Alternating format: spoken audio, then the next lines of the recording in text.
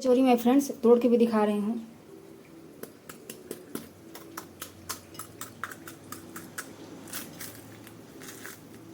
एकदम बिल्कुल बाजार की तरह से फुली फुली कचौरियों की रेसिपी आज मैं शेयर कर रही हूँ। बहुत ही खस्ता मूंग दाल कचौरी, इसको बनाना बहुत ही आसान है और मेरी इस ट्रिक से बनाएंगे तो आपके भी कचौरियाँ एकदम बिल्कुल गुब्बारे की तरह से फुली बनेंगी और कहीं से भी फटेंगे नहीं।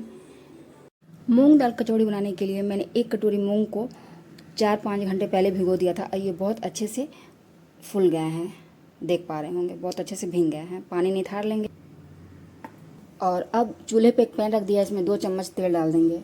तेल गर्म होने के बाद इसमें थोड़ा सा हम जीरा डाल देंगे। जीरा चटक गया है और इसके बाद इसमें मूंग दाल डाल देंगे। अब इसको हम चला लेंगे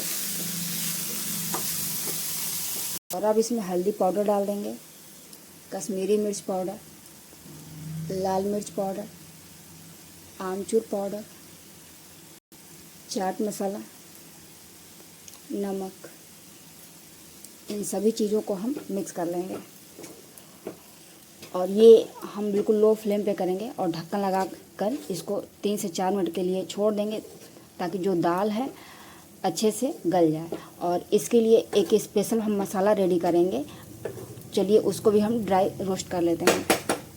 इसको ढक्कन लगा के छोड़ देंगे। यहाँ पे आप 2 चम्मच पानी ऐड कर सकते हैं ताकि दाल अच्छे से गल जाएगी।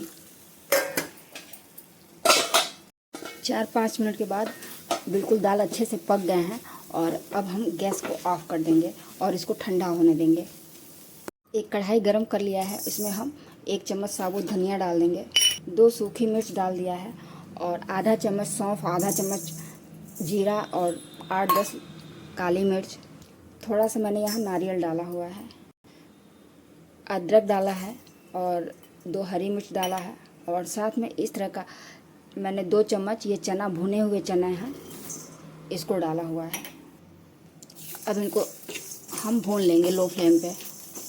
1.5 से 2 मिनट का टाइम लगता है इनको भूनने में और इससे आपकी कचौड़ियों का टेस्ट जो है एकदम बढ़ जाता है।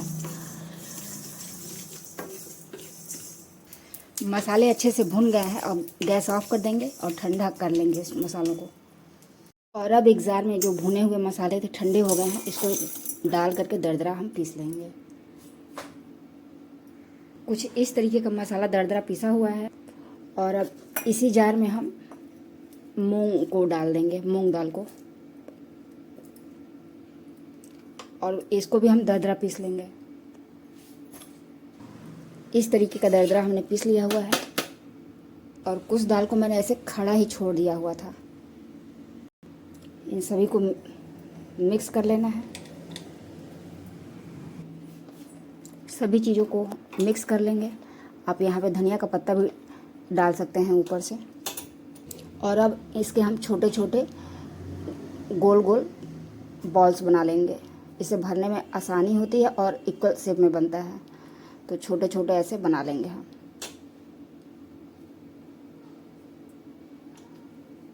तो इस तरह से मैंने सारे इकट्ठे कर लिए हैं बना। अब एक परात ले लेंगे और कचौड़ी के लिए आटा तैयार कर लेंगे। तो ये मैंने मैदा लिया हुआ है 2 कटोरी।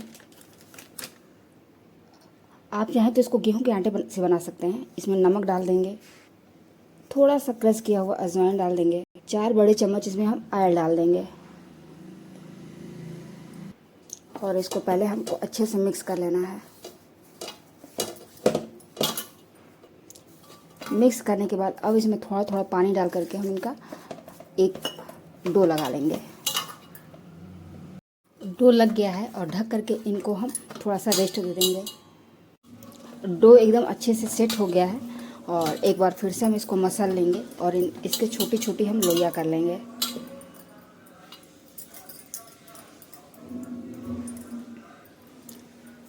और इसको हम फैला लेंगे, कटोरी नुमा इसको हम बना लेंगे।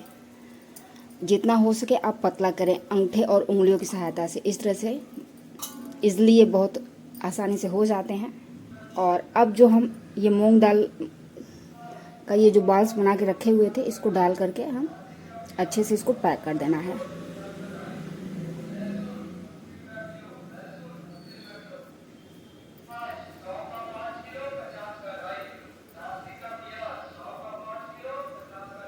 इस तरह से एक्स्ट्रा वाला भाग या तो आप निकाल लें या उसी में चिपका दें इस तरह से।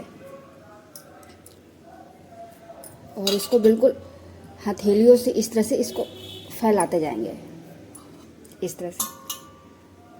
तो देखिए इस तरह से बन गया है और ना बेलने की ज़रूरत पड़ी है ना कुछ। इसी तरह से हम बाकी भी बना लेते हैं। एक और मैं बना के आपको दिखा दे रही हूँ। छोटा सा बॉल लेंगे,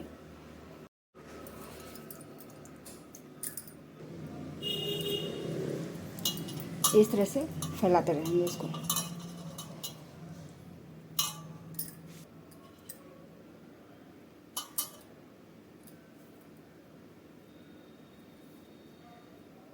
इस तरह से इसको पैक कर देंगे।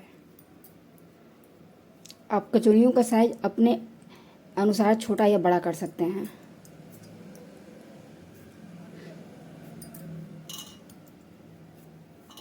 तो इस तरह से जब भी आप बनाएंगे तो ये कचौड़ियाँ ना ही फटेंगी और बिल्कुल एकदम खस्ता सी बनेंगी। इसी तरह से बाकी भी बना लेते हैं। तो इस तरह मैंने सारी कचौड़ियाँ बना के रेडी कर ली हैं। अब चलिए इनको फ्राई करते हैं। फ्राई करने के लिए मैंने तेल रख दिया था और तेल गरम हो गया है। और इसको बहुत नहीं गरम करना है तेज़, बिल्कुल मीडियम टू लो फ्लेम पे ही इनको फ्राई करना है। तो अब मैं एक एक कचौड़ियों को डाल दे रही हूँ। जितनी कढ़ाई में अटेगी उतना डाल देंगे।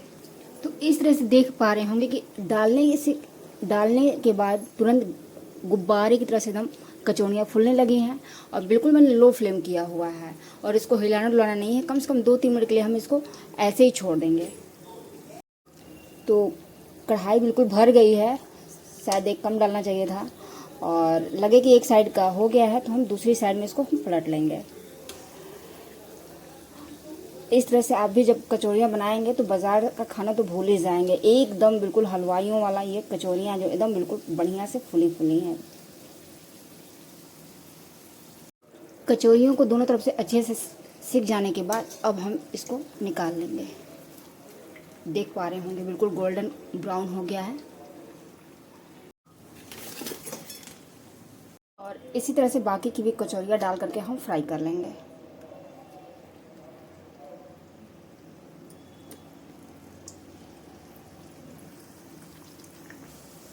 इस तरह से सेकंड बैच की भी कचौड़ियाँ बनकर रेडी हो गई हैं। अगर आपकी भी कचौड़ियाँ फटती हैं फूलती हैं तो स्टिक से बनाइए, बिल्कुल ही नहीं फटेंगी। ये कचौड़ियाँ 2 से 3 तक ख़राब नहीं होती हैं। आप चाहें तो इनको सफ़र वगैरह में, आजकल गर्मियों में सब लोग इधर उधर घूमने भी जा रहे हैं, तो आप इनको ले जाएंगे। 2-3 दिन तक ये ख़राब कचौड़ियाँ नहीं होंगी। इसको ब्रेकफास्ट के रूप में अधिकांशतः जगह खाया जाता है। कचौड़ियाँ कितनी खस्ता बनी है इनके लेयर से भी आप समझ पा रहे होंगे। तो इन कचौड़ियों को मैंने आलू की सब्ज़ी के साथ परोसा है। आप इसको केचप, हरी चटनी किसी के साथ भी सर्व कर सकते हैं। और यहाँ हम लच्छेदार प्याज रख देंगे, साथ में हरी मिर्च, साथ में नींबू। और यहाँ पे आप चाहें तो 2 चम्मच दही भी ऐड कर सकते हैं, ऑप्शनल है। धनिया की चटनी, साथ में इमली की चटनी, बारीक कटी हुई धनिया का पत्ता। तो लीजिए फ्रेंड्स, रेडी हो गया है। तो लीजिए फ्रेंड्स, तैयार हो गया है कचौड़ी प्लेट। कमेंट बॉक्स में ज़रूर बताएं कैसे बना।